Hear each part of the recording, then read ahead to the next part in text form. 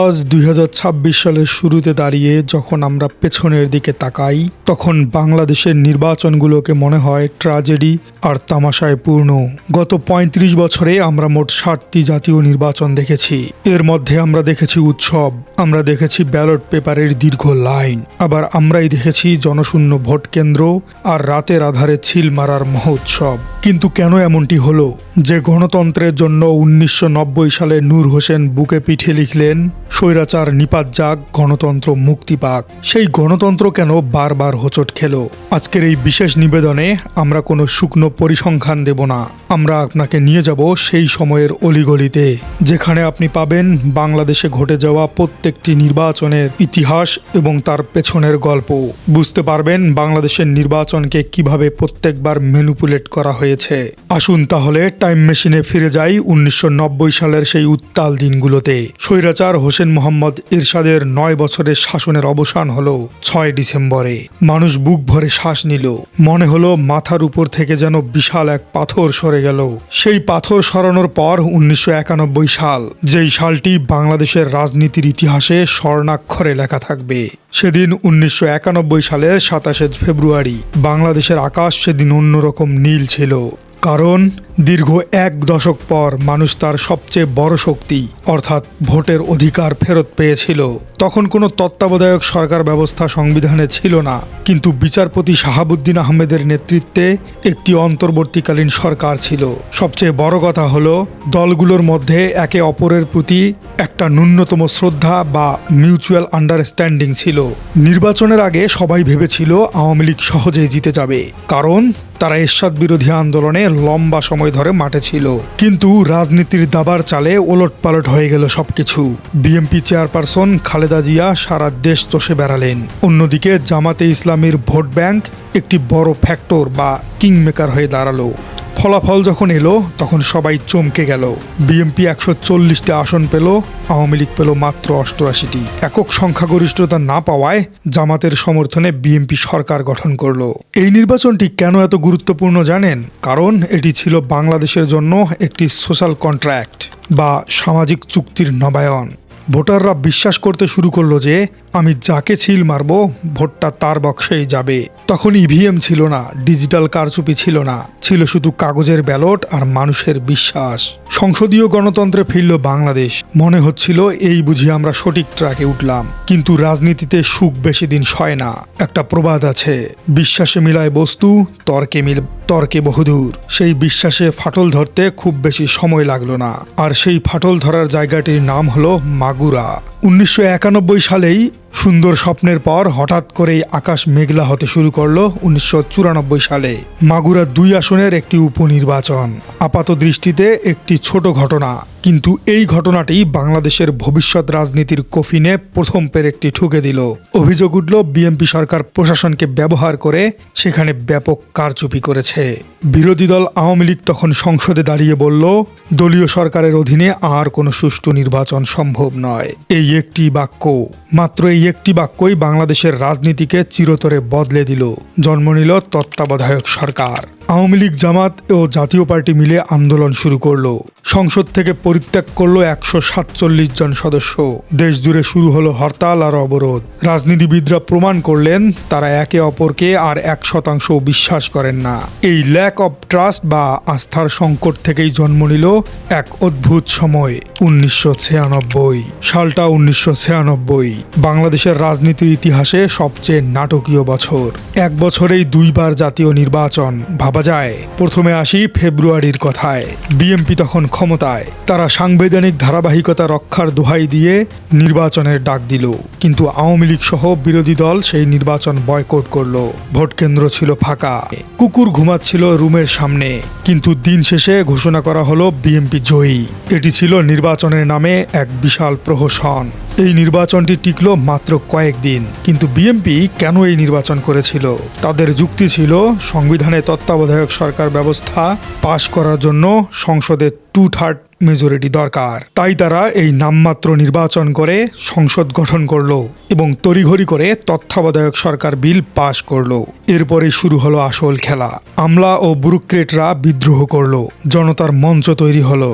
অবশেষে ৩০ মার্চ খালেদা জিয়া পদত্যাগ করলেন। শাসক দলের এই পতন প্রমাণ করল যে জনগণের ম্যান্ডেট ছাড়া বন্দুকের নল দিয়ে ক্ষমতায় টিকে থাকা যায় না। এবার আসা যাক পরের নির্বাচনে। 15 ফেব্রুয়ারির কলঙ্ক মুছতে সেই বছরেই আবার নির্বাচন হলো। তারিখ 12 জুন 1996। এবার ক্ষমতায় বিচারপতি মোহাম্মদ হাবিবুর রহমানের তত্ত্বাবধায়ক সরকার। এটি ছিল বাংলাদেশের ইতিহাসে অন্যতম প্রতিদ্বন্দ্বিতাপূর্ণ নির্বাচন। টান টান উত্তেজনা। ফলাফলে দেখা গেল আওয়ামী লীগ 146টি আসন পেয়েছে, বিএনপি পেয়েছে 116টি। দীর্ঘ 21 বছর পর 1975 সালের ট্র্যাজেডির পর আওয়ামী লীগ ক্ষমতায় ফিরল।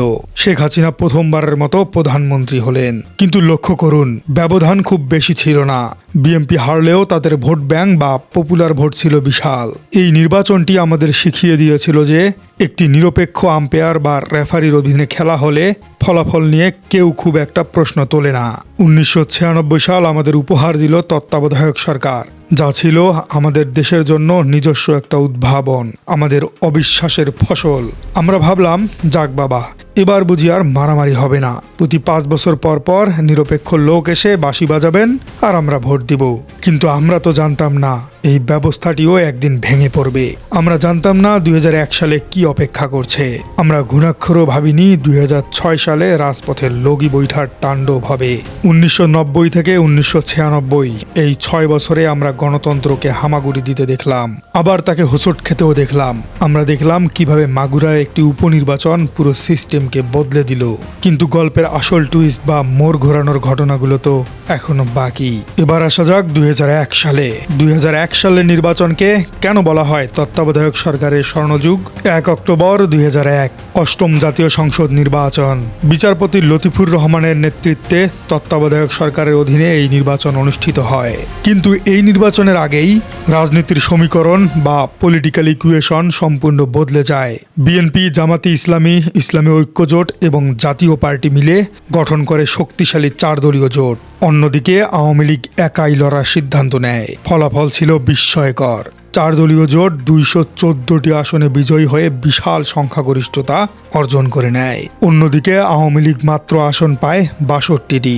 আবারও প্রধানমন্ত্রী হন বেগম খালেদা জিয়া। কিন্তু এই নির্বাচনের সবচেয়ে কালো অধ্যায়টি রচিত হয় নির্বাচনের ঠিক পরপরই। বাংলাদেশে শুরু হয় এক ভয়াবহ পোস্ট ইলেকশন ভায়োলেন্স বা নির্বাচনী পরবর্তী সহিংসতা। বিশেষ করে ভোলা, বরিশাল, বাগেরহাট, বাংলাদেশের বিভিন্ন স্থানে সংখ্যালঘু সম্প্রদায়ের উপরে যে নির্যাতন চালানো হয় তা ছিল আমাদের সাম্প্রদায়িক সম্প্রীতির উপর এক বড় আঘাত। বিজয়ী দল ভুলে গেল যে রাষ্ট্র আসলে সবার। রাজনীতিতে উইনার টেক্স অল বা বিজয়ীরাই সবকিছুর মালিক, এই মানসিকতাটি 2001 সাল থেকেই আমাদের রাজনীতিতে ক্যান্সারের মতো ছড়িয়ে পড়ে। 2001 থেকে 2006 সাল এই 5 বছর ছিল পারস্পরিক অবিশ্বাসের চূড়ান্ত রূপ। বিএনপি জামাত জোট সরকারের মেয়াদের শেষের দিকে এসে শুরু হয় তত্ত্বাবধায়ক সরকারের প্রধান উপদেষ্টা কে হবেন তা নিয়ে দড়ি টানাটানি। সংবিধান অনুযায়ী সদ্য বিদায়ী প্রধান বিচারপতি হতেন প্রধান উপদেষ্টা, কিন্তু বিএনপি সরকার বিচারপতির অবসরের বয়সসীমা বাড়িয়ে দিয়ে বিচারপতি KM হাসানকে প্রধান উপদেষ্টা করার পথ তৈরি করে দেয়। আওয়ামী লীগ দাবি করে এটি তাদের দলীয়করণ। তারা KM হাসানকে মেনে নিতে অস্বীকৃতি জানায়। এরপর যা ঘটল তা বাংলাদেশের ইতিহাসের অন্যতম নৃশংস অধ্যায়। 28 অক্টোবর 2006 রাজধানীর রাজপথে লগি বৈঠা নিয়ে নেমে আসে হাজার হাজার মানুষ। প্রকাশ্য দিবালোকে পিটিয়ে মানুষ হত্যা করা হয়। পল্টন ময়দান রণক্ষেত্রে পরিণত হয়। রাজনীতিবিদরা আলোচনার টেবিলে সমাধান না খুঁজে রাজপথে শক্তি পরীক্ষার পথ বেছে নিলেন। রাষ্ট্রপতি ইয়াজউদ্দিন আহমেদ নিজেই প্রধান উপদেষ্টার দায়িত্ব নিলেন, যা আগুনে ঘি ঢেলে দিল। দেশ চলে গেল গৃহযুদ্ধের দ্বার প্রান্তে। গণতন্ত্র তখন আইসিইউতে ঢুকছিল। 2007 সালের 11 জানুয়ারি বিকেল গড়িয়ে সন্ধ্যা। জাতি এক অজানা আশঙ্কায় টিভির পর্দার দিকে তাকিয়ে আছে। হঠাৎ ঘোষণা এলো, জরুরি অবস্থা জারি করা হয়েছে।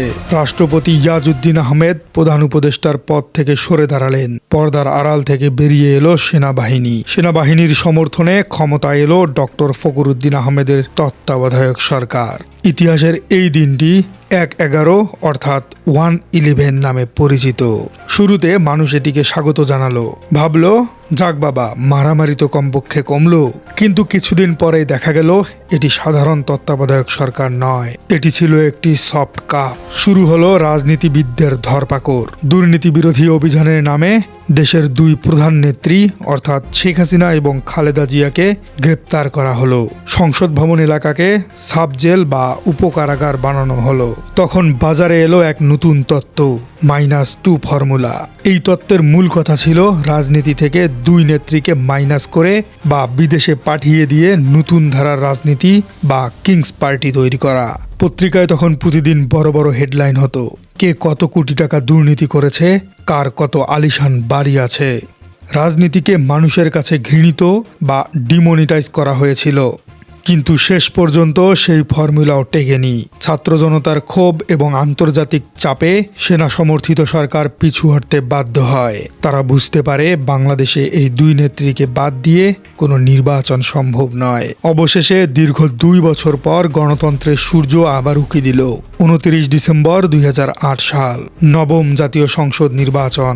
এই নির্বাচনটি ছিল বাংলাদেশের ইতিহাসে প্রযুক্তিগতভাবে সবচেয়ে নির্ভুল নির্বাচন। প্রথমবারের মতো ছবিসহ ভোটার তালিকা প্রণয়ন করা হয়।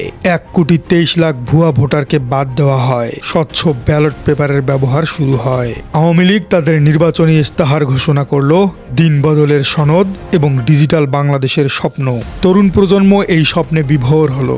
ফলাফল, আওয়ামী লীগ নেতৃত্বাধীন মহাজোট 263টি আসনে জয়ী হয়ে বিশাল ব্যবধানে সরকার গঠন করল। বিএনপি পেল মাত্র 33টি আসন। এই নির্বাচনটি কেন এত গুরুত্বপূর্ণ ছিল? কারণ দেশি বিদেশি সব পর্যবেক্ষক এক বাক্যে স্বীকার করেছিলেন যে এটি ছিল একটি অবাধ এবং সুষ্ঠু নিরপেক্ষ নির্বাচন। 2008 সালে মানুষ ভোট দিয়েছিল এক নতুন আশায়। তারা চেয়েছিল সংঘাতের রাজনীতি শেষ হোক, তারা চেয়েছিল উন্নয়ন। কিন্তু কে জানতো এই 2008 সালের নির্বাচনই হবে বাংলাদেশের ইতিহাসের শেষ অংশগ্রহণমূলক এবং প্রশ্নহীন নির্বাচন? কে জানতো যে তত্ত্বাবধায়ক সরকারের দাবিতে আওয়ামী লীগ 1996 সালে আন্দোলন করেছিল, সেই আওয়ামী লীগই ক্ষমতায় এসে তারাই সেই ব্যবস্থাটি বাতিল করে দিবে? 2008 সালের পর বাংলাদেশের রাজনীতির গল্পটা আর সোজা পথে চলল না। এখান থেকেই শুরু হলো এক নতুন অধ্যায়, যাকে রাষ্ট্রবিজ্ঞানীরা বললেন হাইব্রিড রেজিম বা দোআঁশলা শাসন ব্যবস্থা। 2008 সালে বিপুল ম্যান্ডেট নিয়ে ক্ষমতায় আসা আওয়ামী লীগ সরকার 2011 সালে এমন একটি সিদ্ধান্ত নিল যা বাংলাদেশের রাজনীতির গতিপথ চিরতরেই বদলে দিল। সুপ্রিম কোর্টের এক সংক্ষিপ্ত রায়কে পুঁজি করে পঞ্চদশ সংশোধনীর মাধ্যমে তত্ত্বাবধায়ক সরকার ব্যবস্থা বাতিল করা হলো। যে ব্যবস্থার জন্য 1996 সালে আওয়ামী লীগ রাজপথ অচল করে দিয়েছিল, ক্ষমতায় গিয়ে তারাই সেই ব্যবস্থা ছুঁড়ে ফেলে দিল। বিএনপি নেত্রী বেগম খালেদা জিয়া তখনই হুঁশিয়ারি দিয়েছিলেন, এর ফলে দেশে আর কোনো সুষ্ঠু নির্বাচন হবে না। রাজনৈতিক বিশ্লেষকরা একে বলেছিলেন ব্লোয়িং আপ দ্য ব্রিজ বা সেতু উড়িয়ে দেওয়া। সরকার এবং বিরোধী দলের মধ্যে আস্থার যে শেষ সেতুটুকু ছিল তা 2011 সালেই ভেঙে ফেলা হলো। 5 জানুয়ারি 2014 সাল, 10ম জাতীয় সংসদ নির্বাচন। বিএনপি ও সমমনা দলগুলো তত্ত্বাবধায়ক সরকারের দাবিতে এই নির্বাচন বর্জন করে। তারা দাবি করে দলীয় সরকারের অধীনে নির্বাচন সুষ্ঠু হবে না। সরকার তখন এক অদ্ভুত কৌশল নিল। তারা বলল সাংবিধানিক ধারাবাহিকতা রক্ষার নির্বাচন এটি। নির্বাচনের আগেই দেখা গেল এক অবিশ্বাস্য দৃশ্য। 300 আসনের মধ্যে 153টি আসনেই প্রার্থীরা বিনা প্রতিদ্বন্দ্বিতায় নির্বাচন হয়ে গেল। অর্থাৎ দেশের অর্ধেকের বেশি ভোটার ভোট কেন্দ্রে যাওয়ার সুযোগই পেলেন না। তাদের এমপি কে হবে তা আগেই ঠিক করা হয়ে গেছে। বাংলাদেশে একটা প্রবাদ আছে, ফাঁকা মাঠে গোল দেওয়া। 2014 সাল ছিল সেই ফাঁকা মাঠে গোল দেওয়ার বছর। বাকি 147টি আসনে যে ভোট হলো সেখানেও ছিল ভোটার খরা। কুকুর ঘুমানোর ছবি ভাইরাল হলো। এই নির্বাচন আন্তর্জাতিকভাবে ভোটারলেস ইলেকশন বা ভোটারবিহীন নির্বাচন হিসেবে পরিচিতি পেল। সরকার টিকে গেল কিন্তু হারালো নৈতিক বৈধতা বা মোরাল লেজিটিমেসি। 2014 এর বদনাম ঘোচাতে 2018 সালে সরকার চাইলেও একটি অংশগ্রহণমূলক নির্বাচন। বিএনপি তখন অস্তিত্ব সংকটে। তারা ডক্টর কামাল হোসেনের নেতৃত্বে জাতীয় ঐক্যফ্রন্ট গঠন করে নির্বাচনে এলো। 30 ডিসেম্বর 2018, একাদশ জাতীয় সংসদ নির্বাচন। সবাই ভাবলো এবার বুঝি খেলা হবে, কিন্তু সরকার এবার খেললো ভিন্ন এক চালে, যাকে রাষ্ট্রবিজ্ঞানীরা বলে ইলেকশন ইঞ্জিনিয়ারিং। নির্বাচনের আগের রাতে অর্থাৎ 29 ডিসেম্বর রাতে সারা দেশের ব্যালট বাক্স ভরে রাখা হলো আগে থেকেই। এটি ইতিহাসে মিডনাইট ইলেকশন বা নিশিরাতের ভোট হিসেবে কুখ্যাত হয়ে রইল। দিনের বেলা ভোটাররা কেন্দ্রে গিয়ে দেখলো তাদের ভোট দেওয়া হয়ে গেছে। ফলাফল, আওয়ামী লীগ ভোট পেল 288 আসনে, বিএনপি পেল মাত্র 7টি। এই অবিশ্বাস্য ফলাফল দেখে খোদ নির্বাচন কমিশনাররাই বিব্রত হয়েছিলেন। গণতন্ত্র যখন আর আইসিইউতে নয়, তাকে কার্যত দাফন করে ফেলা হয়েছিল। টমাস জেফারসনের একটি উক্তি আছে, তিনি বলেছিলেন, স্বাধীনতার মূল্য হলো নিরবিচ্ছিন্ন সতর্কতা। 2018 সালে জনগণ সতর্ক ছিল না, অথবা সতর্ক থাকার সুযোগ দেয়া হয়নি। এরপর চলে আসে 7 জানুয়ারি 2024, দ্বাদশ জাতীয় সংসদ নির্বাচন। বিএনপি এবার আগে থেকেই জানতো কি হবে, তাই তারা নির্বাচন বর্জন করলো। কিন্তু আওয়ামী লীগ সরকারকে তো দেখাতে হবে যে নির্বাচন প্রতিদ্বন্দ্বিতাপূর্ণ হয়েছে। তাই আওয়ামী লীগ আবিষ্কার করলো এক নতুন মডেল, ডামি ক্যান্ডিডেট মডেল। দলের নেতাদেরকে বলা হলো, তোমরা স্বতন্ত্র প্রার্থী হও, অর্থাৎ ডামি প্রার্থী হও। অর্থাৎ নিজের দলের লোককেই নিজের প্রতিপক্ষ বানানো হলো। একে বলা হয় শ্যাডো বক্সিং বা ছায়াযুদ্ধ। নির্বাচন হলো, আওয়ামী লীগ টানা চতুর্থবারের মতো ক্ষমতায় এলো, কিন্তু ভোটার উপস্থিতি ছিল খুবই নগণ্য। মানুষ এই নির্বাচনকে প্রত্যাখ্যান করলো। সরকার ভাবলো তারা বুঝি আবারও জিতে গেল। তারা ভাবলো এভাবেই হয়তো 2029 সাল 2034 সাল পর্যন্ত চলে যাবে। কিন্তু তারা ভুলে গিয়েছিল নিউটনের তৃতীয় সূত্র, every action has an equal and opposite reaction. অর্থাৎ প্রতিটি ক্রিয়ারই একটি সমান ও বিপরীত প্রতিক্রিয়া আছে। টানা 3টি বিতর্কিত নির্বাচন মানুষের মনে যে বারুদ জমা করেছিল তা বিস্ফোরিত হওয়া আরম্ভ করল। 2024-এর ডামি নির্বাচনের মাত্র 7 মাসের মাথায় জুলাই মাসে শুরু হলো কোটা সংস্কার আন্দোলন। সরকার ভাবলো আগের মতোই পুলিশ আর হেলমেট বাহিনী দিয়ে দমানো যাবে। কিন্তু এবার রাস্তায় নামলো জেনজি বা জেনারেশন জি। তাদের ভয় নেই, তাদের পিছুটান নেই। আবু সাঈদের বুক পেতে দেওয়া মুগ্ধের পানি লাগবে নাকি? এই দৃশ্যগুলো আগ্নেয়গিরির লাভা হয়ে দাঁড়িয়ে পড়ল শেখ হাসিনা সরকারের সামনে। অবশেষে সেই মাহেন্দ্রক্ষণ 5 আগস্ট 2024। 36 দিনের রক্তক্ষয়ী সংগ্রামের পর হাজারো শহীদের রক্তের বিনিময়ে পতন হলো দীর্ঘ 15 বছরের স্বৈরাচারের। শেখ হাসিনা দেশ ছেড়ে পালালেন। গণভবনে সাধারণ মানুষ ঢুকে পড়ল। এটি শুধু একটি সরকার পতন নয়, এটি ছিল বাংলাদেশের সেকেন্ড ইন্ডিপেন্ডেন্স বা দ্বিতীয় স্বাধীনতা। মানুষ প্রমাণ করলো বন্দুকের নল বা ডামি নির্বাচন দিয়ে সাময়িক ক্ষমতা দখল করা যায়, কিন্তু মানুষের মন জয় করা যায় না। প্রিয় দর্শক, 1990 থেকে 2024 এই 35 বছরে আমরা 7টি নির্বাচন দেখেছি। আমরা দেখেছি বিশ্বাস থেকে অবিশ্বাস, ক্ষমতার অহংকার এবং ভোটাধিকার হননের মহোৎসব। আজ 2025 সালে দাঁড়িয়ে আমরা একটি নতুন বাংলাদেশের স্বপ্ন দেখছি।